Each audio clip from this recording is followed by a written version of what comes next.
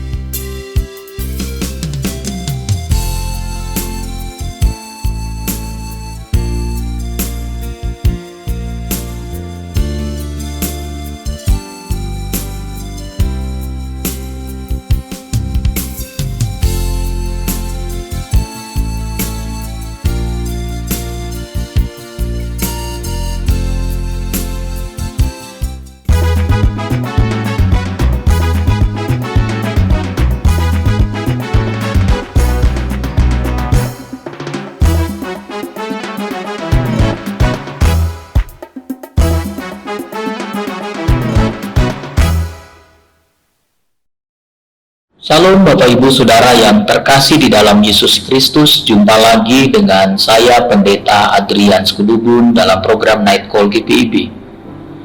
Malam hari ini kita akan membaca dan merenungkan firman Tuhan. Karena itu sebelum kita membaca dan merenungkan firman Tuhan, terlebih dahulu kita berdoa. Kita berdoa. Ya Bapa, ya Tuhan kami menaikkan syukur dan terima kasih karena di malam hari ini sebelum kami beristirahat malam, kami akan membaca dan merenungkan kembali sabda-Mu. Tolonglah kami agar kami bisa paham dan mengerti firman-Mu dan menjadikan firman Tuhan ini pedoman di dalam langkah-langkah kehidupan kami. Berfirmanlah kepada kami ya Bapa, kami siap mendengarkan firman-Mu. Dalam nama Tuhan Yesus kami berdoa. Amin. Bapak Ibu Saudara-saudari yang dikasihi oleh Tuhan Yesus, firman Tuhan pada malam hari ini terambil dari 2 Tawarik pasal 16 ayat 7 sampai 14. Saya akan bacakan bagi kita. Pada waktu itu datanglah Hanani pelihat itu kepada Asa Raja Yehuda. Katanya kepadanya, "Karena engkau bersandar kepada Raja Aram dan tidak bersandar kepada Tuhan Allahmu, oleh karena itu terluputlah tentara Raja Aram dari tanganmu. Bukankah tentara orang Ethiopia dan Libya besar jumlahnya? Kereta dan orang berkudanya sangat banyak. Namun Tuhan telah menyerahkan mereka ke dalam tanganmu, karena engkau bersandar kepadanya. Karena mata Tuhan menjelajah seluruh bumi untuk melimpahkan kekuatannya kepada mereka yang bersungguh hati kepada Dia. Dalam hal ini engkau telah berlaku bodoh. Oleh sebab itu, mulai sekarang ini engkau akan mengalami peperangan." Maka sakit hatilah Asa karena perkataan pelihat itu, sehingga ia memasukkannya ke dalam penjara. Sebab memang ia sangat marah terhadap dia karena perkara itu. Pada waktu itu Asa menganiaya juga beberapa orang dari rakyat.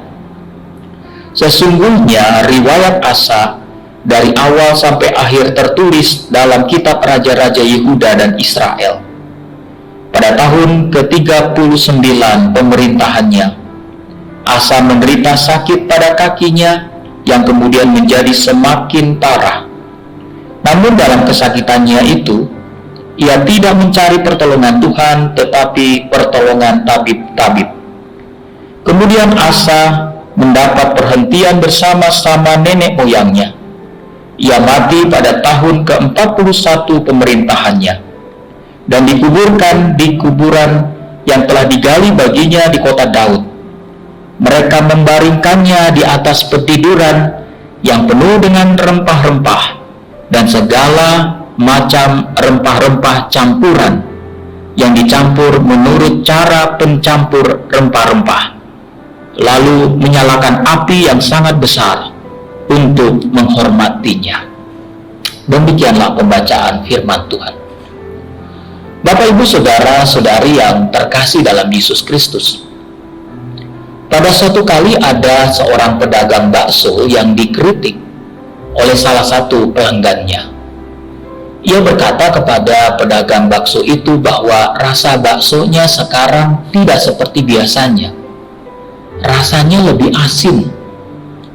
Dan karena itu ia menyarankan kepada pedagang bakso itu untuk memperhatikan kembali rasa baksonya itu.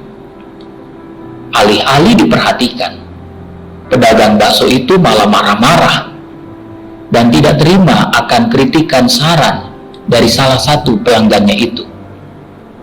Hingga akhirnya tidak sampai 1 bulan, omset pedagang bakso tersebut makin berkurang.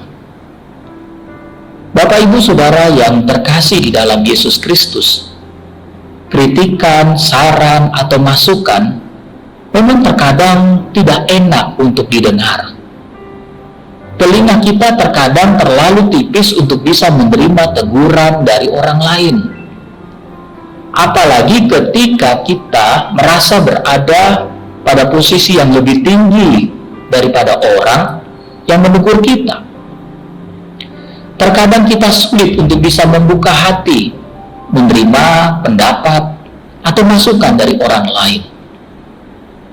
Sikap inilah yang sama dengan Raja Asa dalam pembacaan kita pada saat ini, Bapak Ibu. Raja Asa adalah raja ketiga dari kerajaan Yehuda. Ia memerintah sekitar tahun 911 sampai 870 sebelum Masehi, atau sekitar 41 tahun lamanya. Awalnya, Bapak, Ibu, Saudara, ia memerintah dengan sangat baik.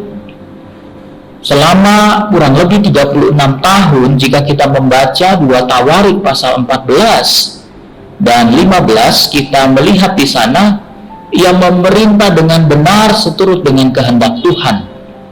Bukit-bukit pengorbanan, mesbah-mesbah penyembahan berhala dihancurkannya. Dan ia juga mengajak rakyatnya untuk bersumpah setia hanya menyembah kepada Yahweh Allah Israel. Dan karena ketaatan dan kesetiaannya itu, negeri Yehuda menjadi negeri yang aman dan damai. Bahkan ketika orang Ethiopia menyerang mereka dengan 1.000.000 tentara dan 300 kereta, Raja Asa dan bala tentaranya dapat menaklukkan mereka dengan mudah. Walaupun jumlah mereka terbilang sedikit dibandingkan bala tentara Ethiopia, namun karena ada pertolongan Tuhan, mereka bisa mengalahkan orang Ethiopia tersebut. Tetapi Bapak, Ibu, Saudara yang terkasih dalam Yesus Kristus, keadaan menjadi berubah ketika Asa diancam oleh Raja Baesa, raja dari Israel. Alih-alih mencari pertolongan Tuhan, ia malah mencari pertolongan manusia. Ia malah meminta bantuan dari Ben-Hadad, Raja Aram. Memang benar dengan cara itu Yehuda bebas dari ancaman kerajaan Israel. Tetapi hal itu sungguh menyakiti hati Tuhan. Karena itu Tuhan menyuruh pelihat yang bernama Hanani untuk menegur Raja Asa. Hanani mengatakan bahwa apa yang dilakukan Raja Asa adalah tindakan yang sangat bodoh. Bukan mengandalkan Tuhan, tetapi malah mengandalkan Raja Aram. Raja Asa tidak mau belajar dari kemenangan atas orang Ethiopia dan Libya, yang walaupun jumlah mereka sedikit, tapi mereka dengan mudah bisa mengalahkan karena ada tangan Tuhan yang kuat yang bersama dengan Yehuda. Tetapi Bapak Ibu Saudara terkasih, sungguh ironi. Teguran Hanani diabaikan Raja Asa. Bahkan ia sakit hati, marah terhadap kritikan Hanani, sampai-sampai Hanani dipenjara, dan ia bahkan menyiksa beberapa rakyatnya. Sampai ketika satu kali kakinya sakit, Raja Asa tidak kunjung juga berubah. Ia tetap tidak mau mencari Tuhan, tidak mau mencari pertolongan Tuhan. Sampai akhir hayatnya, ia tetap mencari pertolongan manusia. Raja Asa mengakhiri kehidupannya dalam ketidaksetiaan kepada Allah. Di awal pemerintahannya begitu sangat bagus, namun diakhiri justru dalam ketidaktaatan. Bapak Ibu Saudara terkasih dalam Yesus Kristus, dari kisah ini kita akan belajar dua hal. Yang pertama, jangan cepat emosi jika kita diberi kritikan, teguran, atau saran dari orang lain. Jangan kita seperti Raja Asa yang tidak terima ketika ditegur oleh Hanani. Lihatlah kritikan atau teguran atau masukan itu sebagai hal yang positif. Karena bisa jadi semuanya itu adalah cara Tuhan untuk mencegah kita jatuh ke dalam jurang kehancuran. Sebagai manusia biasa, saya menyadari kritikan atau teguran itu memang tidak nyaman didengar oleh telinga. Tetapi jika kita mau belajar sedikit rendah hati, kita pasti akan bisa melihat mutiara di balik teguran itu. Jadi ini pelajaran pertama bagi kita. Mari rendah hati dan lihat secara positif jika kita mendapat kritikan, teguran, atau masukan dari orang lain. Yang kedua, Bapak Ibu Saudara yang terkasih, jika kita sudah memulai hal yang baik dalam perjalanan kehidupan kita, maka akhiri juga perjalanan itu dengan yang baik. Jangan seperti Asa. Di awal pemerintahannya ia begitu sangat luar biasa, ia membuat pembaharuan dan kemajuan untuk bangsanya. Tetapi di akhir pemerintahannya ia justru berubah. Bukan makin baik, tapi justru sebaliknya. Kita tidak boleh demikian, Bapak Ibu. Jika kita sudah memulai sesuatu yang baik dalam pekerjaan dan usaha kita, maka akhiri juga dengan yang baik.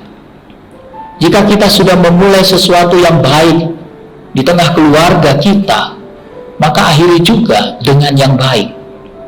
Demikian juga dengan iman dan pelayanan kita. Jika selama ini kita sudah memulai dan menjalani semuanya itu dengan baik, maka akhiri juga dengan yang baik. Jangan hanya di awal-awal saja terlihat baik, manis, penuh semangat, tetapi di akhirnya kita mengakhirinya dengan hal yang sebaliknya. Dan bagi saya, Bapak Ibu, orang yang luar biasa adalah bukan orang yang hanya hebat di awal, tetapi juga yang hebat ketika dia mengakhirinya dengan baik. Terpujilah Tuhan Yesus. Amin. Bapak Ibu Saudara, mari kita satu di dalam doa. Allah Bapa kami yang bertahta di dalam kerajaan surga, kami berterima kasih untuk kebenaran firman-Mu yang telah kami pelajari pada malam hari ini. Terima kasih Engkau mengajar kami untuk melihat positif segala teguran, masukan, kritikan yang datang kepada kami. Dan juga Engkau mengajar kami untuk bisa mengakhiri segala hal yang kami telah memulainya dengan baik. Biarlah kami setia sampai pada akhirnya ya Bapa. Malam hari ini kami mau istirahat. Tuhan berkati tidur kami, supaya kami boleh istirahat dengan baik, bangun dengan tubuh yang sehat pada hari esok, melanjutkan segala aktivitas kami. Tetaplah Engkau dampingi kami, ya Allah Roh Kudus, besertalah menuntun kami. Dalam nama Tuhan Yesus, kami berdoa. Amin. Demikianlah Night Call kita pada malam hari ini. Salam kasih dari saya, Tuhan Yesus memberkati. Selamat pagi, selamat hari Minggu. Saya bersama dengan teman-teman pendeta yang ada di wilayah Kalimantan Barat, Mantiti dan Brau. Kami ada di lahan sawit yang dulu sekitar tahun 2014 ditanam oleh KBSP. Sekitar 5, bahkan ada 5 hektar lagi di belakang, 10 hektar yang saat ini akan dikelola dan dibersihkan sehingga bisa menghasilkan untuk ekonomi gereja di TPB Tumbang Titi. Mohon juga kalau ada warga jemaat yang diberkati, boleh menjadi berkat untuk perawatan lahan sawit ini. Tuhan Yesus memberkati.